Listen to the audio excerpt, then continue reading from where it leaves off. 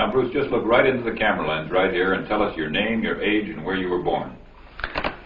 My last name is Lee, Bruce Lee. I was born in San Francisco in 1940. I'm 24 right now. And you worked in motion pictures in Hong Kong? Yes, since I was around 6 years old. And when did you leave Hong Kong? 1959, when I was 18. I see. Now look over to me, Bruce, as we talk. I understand you just had a baby boy? Yeah. And you've lost a little sleep over it, have you? 3 nights. And tell the crew what time they shoot the pictures in Hong Kong.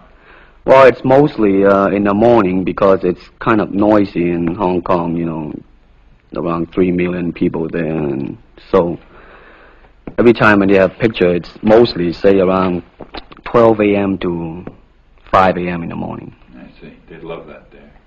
And you went to college in the United States? Yes. And what did you study? Philosophy. I see.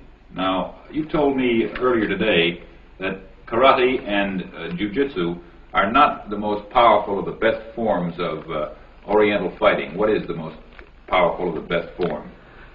Well, it's bad to say the best, but in my opinion, I think Kung Fu is pretty good. Would you tell us a little bit about Kung Fu? Well, Kung Fu is originated in China.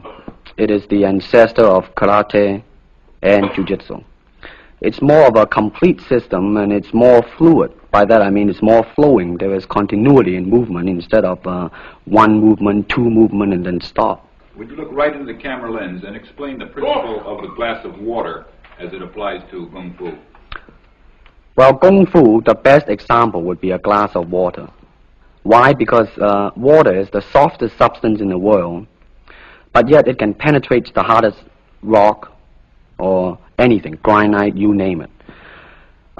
Water also is insubstantial. By that I mean you cannot grasp hold of it. You cannot punch it and hurt it. So every Kung Fu man is trying to do that, to be soft like water and flexible and adapt itself to the opponent. I see. What's the difference between a Kung Fu punch and a karate punch? Well, a karate punch is like an iron bar, wham! A Kung Fu punch is like an iron chain with an iron ball attached to the end, and it go whang, and it hurt inside. Okay. Now we're going to cut, and in just a second we'll have you stand up and show us some Kung Fu and some movements in Kung Fu. Okay. Cut. Got it. Okay. Test X2, take 1. Speed. Now look directly into the camera, Bruce. Directly at it. And now give me a 3/4 this way. And hold it. And give me a profile that way, all the way. Good. Hold it. Now come back to a profile on the other side. And hold that. Give me a 3/4 on that side. And then give me right into the camera again. All right. Now the camera will pull back. And Bruce, first show me the movements in the classical Chinese theater. Classical Chinese Well, theater. you know what we talked about in the office. How they walk and how they start to move. Well, in Chinese opera, they have the warrior and then the scholar. The way the warrior walk will be something like this. Walking this way, straight, come out, bend, straight, and then walk out again. An ordinary scholar would be just like a female, a weakling, 90 pounds in child atlas. You'll be just walking, you know, like a girl, real, shoulder up and everything. So by the way they walk, you can immediately tell who they Right, what character they represent. Now, show us some Kung Fu movements. Well, it is hard to show it alone, but I will try to do my best. All right, maybe one of the fellows will walk in. You want to walk Yeah, in? it would be... Go ahead. Go ahead. Go ahead. Come on, lady. Okay. Yeah.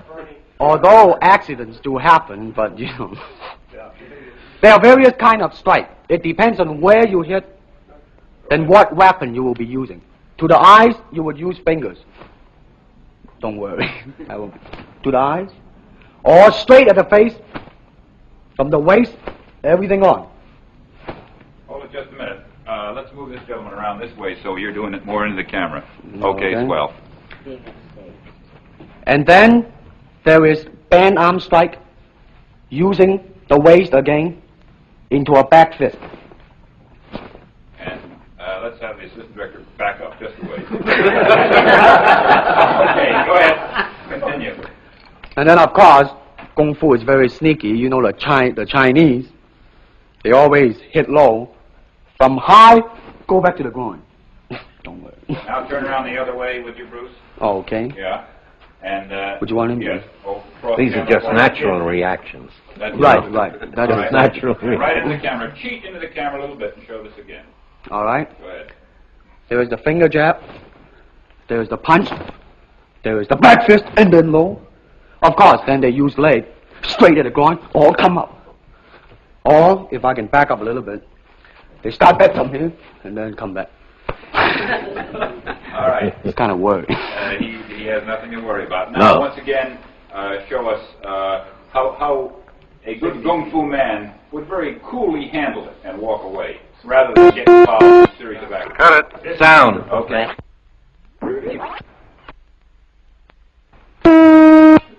Test X2, take 2. Now, Bruce, so that we can clearly see what you're doing this time, we'll face the fact that there's nobody there.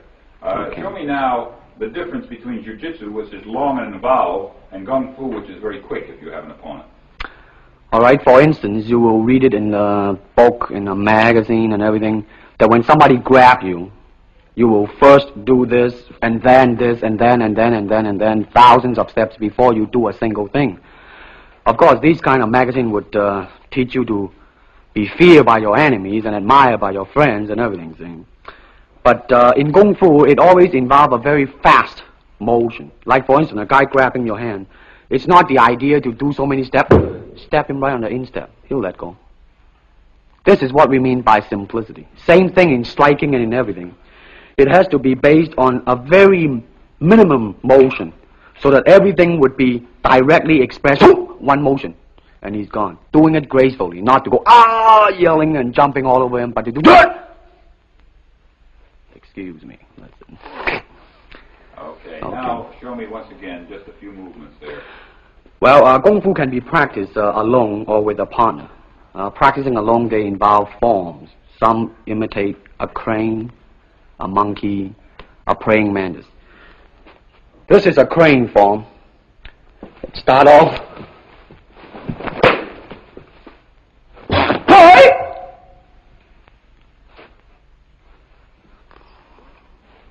This is one of the movement involved.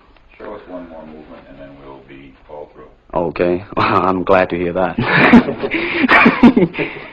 They have the tiger that start like a tiger, using claw to claw the face, or the beak of the crane to the eyes move.